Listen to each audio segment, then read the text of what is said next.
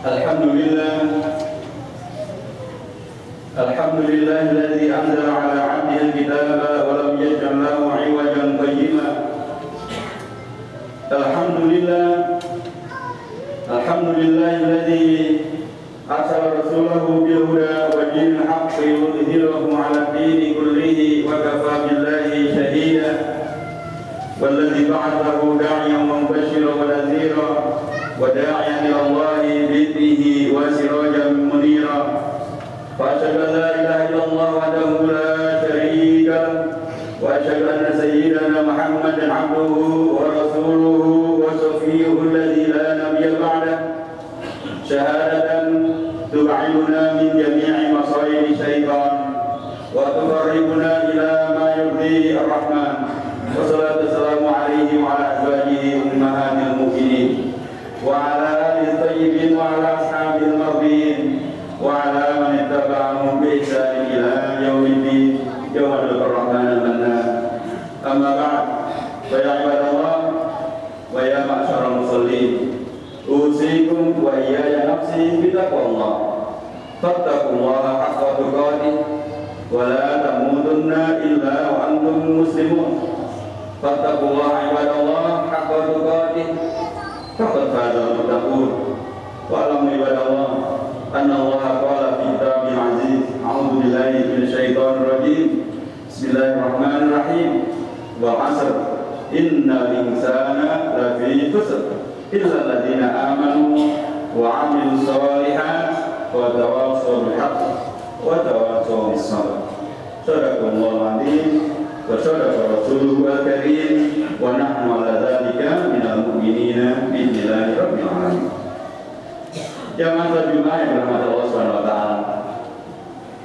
Dengan sesungguhnya dan bukan basa-basi, karunia Allah yang diberikan kepada kita sangatlah banyak dan sangatlah besar.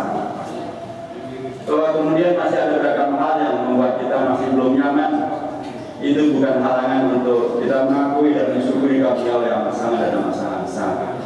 Apalagi bila benar kita bandingkan kondisi umat Islam kita di sini, di masjid ini atau di Jakarta secara umum atau di Indonesia secara umum, dibandingkan dengan kondisi saudara-saudara kita umat Islam di banyak negara yang lain yang terjadi di Irak, di Syria, di Afghanistan, di Yaman, di Libya, di Mesir, apalagi di Palestina. Saudara-saudara kita di Palestina, di Al-Aqsa, masih sulit untuk kemudian mereka bisa nyaman sholat Jumat berjamaah karena mesin-mesin mereka dihancurkan oleh Israel. Karena bahkan tanpa mereka duga, tiba-tiba serangan dari Israel bisa berlaku dan kemudian mereka tercederai daripada bom-bom semacam ini. Tentu saja sekali lagi kondisi aman dan nyaman yang bisa kita rasakan jika kita bisa sholat Jumat berjamaah seperti pada siang hari ini ada sebuah karunia yang sangat layak untuk kita syukuri. Kita syukuri agar apa? Agar karunia semacam ini kemudian menjadi berkah, berkelanjutan, kebaikannya pun bertambah-tambah, dampaknya pun semakin melebar, sehingga kemudian kenyamanan yang kita terima dengan sholat Jumat berjamaah ini akan dilanjutkan juga dengan kenyamanan kita dalam perilaku beragama di hari-hari yang lain, di waktu-waktu yang lainnya juga, sehingga kita tidak harus kemudian diteror dengan usulan tentang legalisasi, lokalisasi prostitusi, tentang sertifikasi PSK, tentang pembolehan miras, tentang segala hal yang kemudian sangat tidak diperlukan oleh warga Jakarta dan menjadi teror terhadap kenyamanan kehidupan sosial beragama dari warga Jakarta. Sekali lagi kita menginginkan dengan syukur yang baik, maka karunia Allah telah berikan kepada kita semuanya, termasuk kita bisa sholat Jumat berjamaah dengan nyaman pada siang hari ini, akan kemudian bisa berkembang, bisa melebar di tempat-tempat yang lain, di hari-hari yang lain, di waktu-waktu yang lain, bahkan pada orang-orang yang lain, termasuk pada para pimpinan di tingkat Jakarta maupun di tingkat Indonesia pada tingkat umumnya. Karena memang Allah telah menegaskan dalam Al-Quran, dan saya ingin kita semuanya hafal dengan ayatnya. Saya syakartum la azidannakum. Kalau kita betul-betul bersyukur, pandai bersyukur dan benar bersyukur, maka pastilah Allah tidak menjanjikan, Allah tidak sedang kampanye. Allah telah menegaskan, wa ta'adzana rabbukum, maka ayat itu dimulai dengan wa ta'adzana rabbukum la in syakartum la azidannakum. Bahwa Allah telah memutuskan dan masih bisa terlaksana, keputusan yang tidak bisa oleh siapapun bisa menggagalkannya. Tinggal lagi memang benar di kitanya. Apakah kita betul-betul telah bersyukur dengan sebenar-benarnya? Apakah kita telah betul-betul menghayati makna dari syukur itu dan kemudian mewujudkannya dalam perilaku yang nyata, baik dalam tingkat pribadi kita, keluarga kita, masjid kita, jamaah kita, begitu seterusnya. Siakannya mudah-mudahan. Dan sekali lagi Allah berikan kepada kita karunia untuk bisa selalu mengajar masih pada siang hari ini, memberikan kepada kita hakikat dan atau memberikan kepada kita tentang hakikat kesyukuran itu dan makna daripada kesyukuran itu dan dampak positif daripada kesyukuran itu. Dan mudah-mudahan dengan ini pun juga memberikan kepada kita satu kesadaran baru, kesadaran yang semestinya selalu ada. Tidak kadang kita lupakan bahwa ternyata yang menginginkan diri orang yang baik-baik saja, diri orang yang soleh, diri orang yang membawa bermanfaat, tidak terjebak kepada narkoba, tidak terjebak kepada prostitusi, tidak terjebak kepada kejahatan bilan sosial, tidak terjebak untuk menjadi teroris, menjadi ISIS, tidak terjebak menghadirkan beragam hal yang membahayakan kehidupan diri, keluarga dan masyarakat. Ternyata orang-orang yang baik semacam ini jumlahnya masih sangat banyak. Kawan-kawan kita bisa kita lihat yang hadir di sini semuanya, saya kira orientasinya tidak mungkin untuk menjadi narkoba, prostitusi, miras, tidak mungkin menjadi tawuran, menjadi korupsi, menjadi pencurian, begal, apalagi menjadi radikalis, menjadi teroris, tidak mungkin. Pasti kita semuanya ingin menjadi hamba-hamba Allah yang bertakwa, sebagaimana Rasul diingatkan setiap waktu pada setiap khutbah Jumat. Dan menjadi hamba Allah yang bertakwa adalah jadi hamba Allah yang membawa kepada keunggulan, kepada kebaikan, kepada kehormatan, kepada kemanfaatan. Allah menegaskan dalam Al-Qur'annya, ya ayyuhan nas, inna khalaqnakum min dzakari wa untha wa ja'alnakum syu'uban wa qabaila lita'arafu inna akramakum indallahi atqakum. Allah mengingatkan kepada kita bahwa sesungguhnya memang Allah menciptakan kita itu ragam-ragam, ragam jenis, ragam suku, ragam bahasa, ragam profesi, ragam kelamin. Diciptakan bukan untuk menjadi konflik, dan diciptakan tidak untuk menjadi bagian dari yang menghambat kepada kemajuan manusia, kesejahteraan manusia, untuk menjadikan manusia yang justru kembali pada era jahiliyah. Dihadirkan keragaman itu untuk membuat kita saling mengenal, kemudian saling bekerja sama, saling memahami, saling menguatkan, untuk kemudian berlomba, berfasad bil khairat, menghadirkan yang lebih baik, menghadirkan yang bermanfaat, bukan berfasad bil munkar, bukan berlomba untuk lebih keren, lebih gagal, lebih populer karena menyuarakan ide-ide yang kontroversial, apalagi ide-ide yang kemudian dalam tanda kutip melukai umat dan kemudian karena itu menjadi seksi di media dan kemudian diikuti di mana-mana dan jadilah populer. Pasti sekali lagi itu bukan makna daripada, bukan hakikat daripada penciptaan. Allah menciptakan kita semuanya, menghadirkan ke muka bumi ini, termasuk Indonesia ini, untuk berfasad bil khairat, untuk liyabluwakum ayyukum ahsanu amala, untuk kemudian Allah menguji di antara kita siapa yang amalnya yang paling baik, bukan siapa yang amalnya paling jahat, siapa yang amalnya paling soleh, bukan siapa yang amalnya paling toleh. Dan inilah sekali lagi karunia Allah sangat besar menghadirkan kita dalam sholat Jumat berjamaah ini. Allah sedang mengingatkan kita bahwa jangan merasa sendirian, jangan merasa asing, jangan merasa seolah-olah tidak ada kawan, dan kemudian karena merasa tidak ada kawan, kemudian sementara yang lain dibahasakan seolah-olah sudah semuanya menjadi pengikut narkoba, pengikut tawuran, begal, prostitusi, segala yang mungkar. Kemudian karena merasa sendirian ya sudah ikut saja dari sana, jamaahnya ada di sana, umumnya ada di sana, mayoritasnya ada di sana. Ternyata mayoritas adalah tetap yang ada di masjid. Dan mayoritas adalah tetap yang menginginkan kebaikan untuk dirinya, untuk warganya, untuk Jakartanya, untuk Indonesianya. Dan itulah kadang-kadang kita lupakan. Tetapi dengan hadir dalam satu jamaah semacam ini, tanpa kita diundang oleh pengurus masjid, tanpa kita diingatkan oleh pengurus masjid, kita diundang oleh Allah melalui azan, dan kemudian kita datang, dan itu menjadikan kembali ingatan kita, fitrah kita, bahwa kita adalah muslim, kita adalah mukmin, kullu mauludin yuladu ala fitrah. Fitrah inilah yang sesungguhnya sedang Allah selalu pupuk, sedang Allah selalu berikan sarana agar kita tetap terjaga dan Tuhan bisa kita tingkatkan. Dan ini ada sebuah karunia yang sangat besar. Mudah-mudahan dengan peringatan ini maka forum kita untuk bisa menjadikan masjid di tempat kita selain sujud, tapi juga bersilaturahim, selain mengingatkan tentang takwa, menghadirkan komitmen bahwa ternyata sekali lagi masyarakat yang orientasi kepada kebaikan masih jauh lebih banyak, jauh lebih harus utama ketimbang mereka yang membuat opini di media, ketimbang mereka yang membuat opini di media sosial, maupun mereka yang tampil di TV, yang sesungguhnya sekali lagi tidak jelas mereka mewakili siapa, tidak jelas juga sesungguhnya latar belakang publik yang mendukung mereka juga adalah siapa. Tapi sekali lagi mesin diberikan bukti bahwa sesungguhnya umat Islam di Jakarta maupun di Indonesia, mereka adalah bukan hanya mayoritas, tapi mereka adalah pihak-pihak yang betul-betul memang cinta dengan Indonesia, cinta dengan umat manusia, cinta agar karenanya umat manusia dan Indonesia ini dan Jakarta ini betul-betul membawa kepada kebaikan dan kebajikan, dan kemudian karenanya tidak ada arus besar, dan kemudian tidak harus berikut-ikutan dengan arus-arus yang diciptakan untuk membawa kepada kehancuran moral, kehancuran keluarga, kehancuran Jakarta, kehancuran Indonesia, kehancuran umat manusia. Rasulullah sudah mengingatkan ketika itu menafsirkan ungkapan Al-Quran yang mengatakan kul hadhihi sabili ad'u ila Allahi ala basiratin ana wa man ittaba'ani wa subhanallahi wa ma ana minal musyrikin. Allah kemudian membahas gambar tentang ada jalur besar, ada gambar ada jalan besar. Beliau mengatakan ada sabili, dan kemudian beliau buat garis ke atas, garis ke bawah, begitu banyaknya, dan kemudian berkata wa hadhihi subul wa ala kulli sabilin da'i ila nari jahannam. Dia mengatakan bahwa jalan inilah besar dia, jelas dia, gamblang, tidak perlu dengan suruhan, tidak perlu dengan masalah yang membawa kepada kemungkaran dan kemaksadatan, tapi membawa kepada kejelasan ila nur, membawa kepada masalah, kepada rahmatan lil alamin, membawa kepada hidayah, membawa kepada ketakwaan.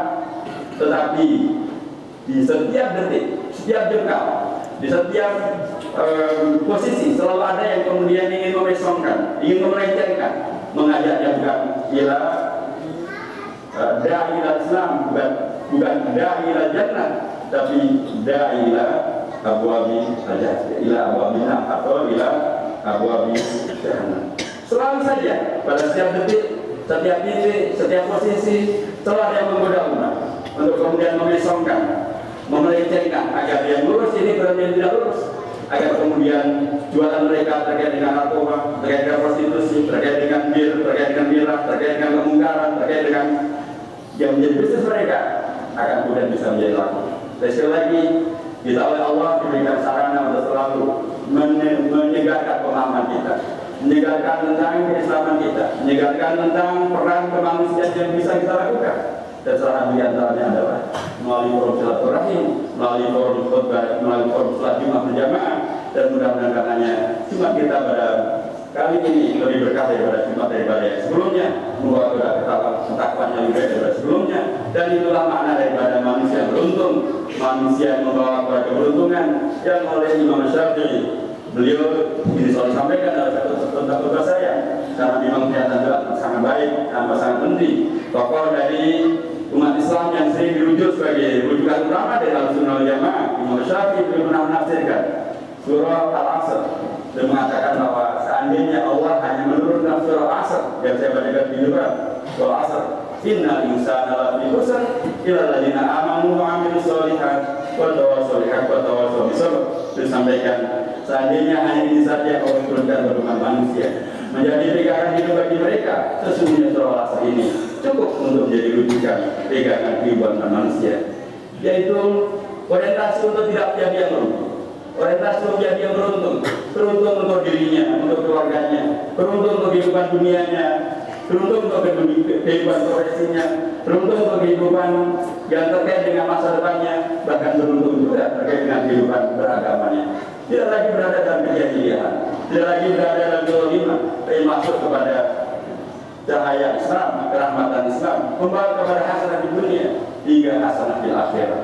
Dalam surga di sana ada 4 ungkapan, atau 4 syarat, atau 4 cara agar kita betul-betul bisa merubah kondisi yang bisa membawa kepada kerugian, kepada kezaliman, kepada kerusakan, kepada kemungkaran, berubah menjadi segala yang membawa kepada kema'rufan, kepada kebaikan, kepada bahkan sukses di dunia hingga akhirat.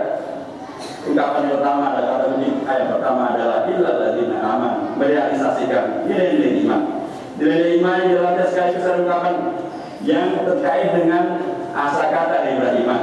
yaitu ungkapan Amnun, Alif bin dan Nun. Begitulah asal kata daripada iman. Iman karenanya dalam diri ada komitmen untuk menghadirkan yang aman, yang nyaman, aman, dan sekaligus yang amanah, yang profesional, yang jujur. Kalau kemudian orientasi hidup kita, beragama kita membawa kepada keamanan, membawa kepada kenyamanan, membawa kepada kejujuran dan profesional, itu adalah langkah pertama. Dengan beragama kita membawa kepada koreksi agar tidak menghadirkan kerugian, tidak menghadirkan kemaslahatan, tidak menghadirkan kemalorotan, tidak menghadirkan kemungkaran, tapi sebaliknya membawa kepada kemanfaatan, keunggulan, kebaikan, solusi dan seterusnya. Itulah tidak aman, dan apalagi wa amil sholihat. Itu ada kategori berikutnya. Iman yang benar dengan aman, nyaman, amanah memang seharusnya menghadirkan perilaku yang beramal soleh. Bahkan beliau ulama mengatakan bahwa iman yang benar adalah kalau dibuktikan dengan amal soleh. Karena memang hampir mustahil orang iman yang benar mengaku iman dengan benar, dan perilakunya ternyata adalah amalnya amal yang jahat, amal yang tidak soleh. Bagaimana mungkin? Itu adalah sebuah kebohongan. Dan karenanya ungkapan amal soleh adalah sebuah penegasan tentang iman yang benar, maka akan menghadirkan buah itu adalah amal yang soleh. Amal soleh bisa berwujud yang paling sederhana hingga yang paling berdampak yang sangat luas. Paling sederhana misalnya dengan senyum, dengan silaturahim, dengan saling mengingatkan, dengan saling menasihati, dengan mendengarkan berita yang baik, menyebarkan berita yang baik, membantu tetangga, membantu masyarakat, memperjuangkan kepentingan mereka. Syukur-syukur bisa infak.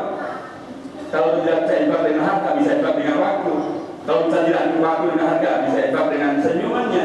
Kalau tidak bisa dengan itu semuanya, bisa dengan doanya. Begitu banyak hal yang orientasi kebaikan yang dibangun oleh Islam, yang dijadikan Islam. Dan itu adalah kunci untuk merubah kondisi yang mungkin membawa kepada kegagalan, kepada kerugian, menjadi sesuatu yang membawa kepada kebaikan. Wa amil sholihat wa tawassaw bil haq. Dan sangat dipentingkan Islam mengajar kepada kita bahwa kebaikan ini tidak boleh hanya menjadi milik individual, jadi milik pribadi, diri sendiri yang mati masuk surga, yang lain jatuh di neraka. Tidak. Islam mengajarkan bahwa kebaikan Islam itu penting untuk dikomunikasikan, diajarkan, disebarluaskan, sehingga menjadi kebaikan itu semuanya. Dari kesalahan pribadi menjadi kesalahan sosial, dari kesalahan pribadi bahkan menjadi kesalahan yang bersifat sangat-sangat umum, membawa kepada kebaikan itu semuanya. Dan watawassaw bis haq dan watawassaw bis sabr. Kita diajarkan untuk memperjuangkan kebaikan, menyebarluaskan al-haq, menyebarluaskan kebaikan, dan apalagi solusi alternatif terhadap kejahatan yang sedang dipromosikan, sedang diiklankan di sana sini. Pasti banyak orang yang tidak suka, pasti banyak yang menghambat, pasti banyak yang fitnah, pasti banyak yang membuat begitu banyak isu yang kemudian mencoba untuk memadamkan api kebenaran yang disebarkan melalui keimanan, amal soleh, dan tawassul soleh. Karena yang diajarkan tentang tawassul bil haq itu, karena yang diajarkan tentang belinya bertawassul bil sabr. Kita harus selalu sabar. Sabar bukan berarti kemudian terima saja sudah.